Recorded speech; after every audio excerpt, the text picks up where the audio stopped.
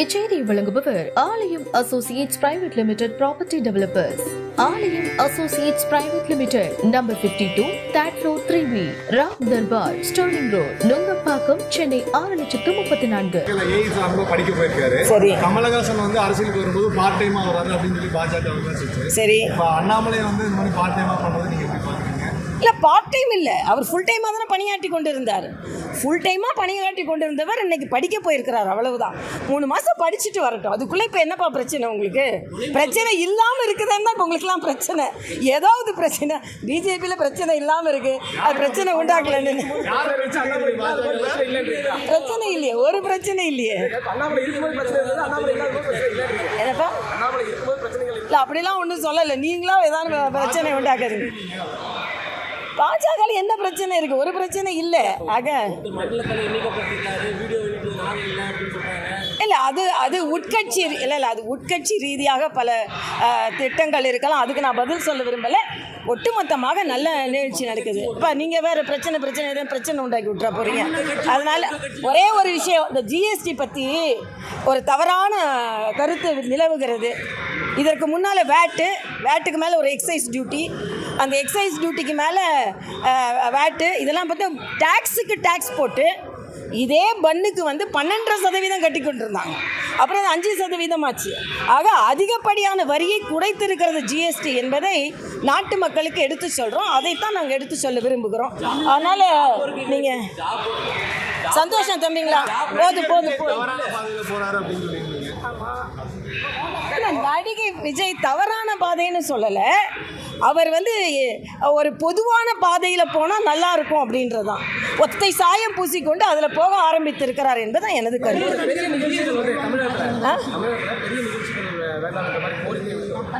கோரிக்கை இல்லை, அதாவது பெரிய நிகழ்ச்சிகள் எதுவும் இப்போதைக்கு வேண்டாம். நம்மளோட உறுப்பினர் சேர்க்கையிலையும் சேவை நிகழ்ச்சிகளிலும் கவனம் செலுத்தணும்.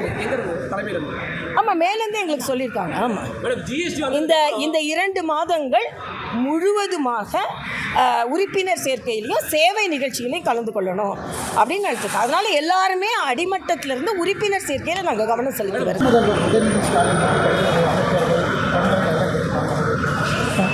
அதாவது திடீர்னு ஒரு வதந்தி, தம்பி உதயநிதி அவர்கள் திடீர்னு இன்னைக்கு துணை முதலமைச்சராக பதவி ஏற்றுருவார், முதலமைச்சர் அவர்கள் அறிவாலயத்துக்கு வந்துட்டாங்க, எல்லா அமைச்சர்களும் வந்துட்டாங்க அப்படின்னு என்ற பல பத்திரிகை சகோதரர்கள் கூட கேட்டாங்கன்னா எனக்கு ஒரு சந்தேகம், நிச்சயமாக இன்றைக்கி இருக்காது அப்படின்னு.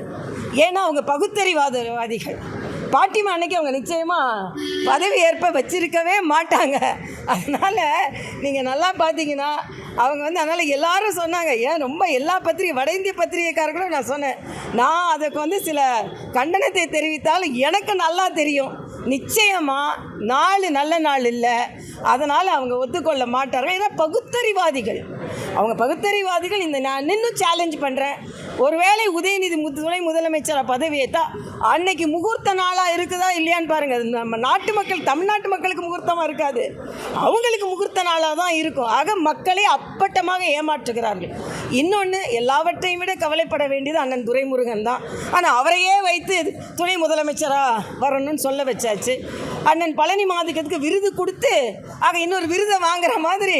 ஆக அன்னைக்கு நீங்கள் பார்த்தீங்கன்னா பவள விழா தொண்டர்களுக்காக நடத்தப்பட்டதல்ல, உதயநிதிக்கு முடிசூட்டுவதற்கு ஒரு ஆரம்ப விழா. அதுதான் அது. இன்றைக்கி வந்து இதுதான் நாங்கள் வாரிசு அரசியல்னு சொல்கிறோம்.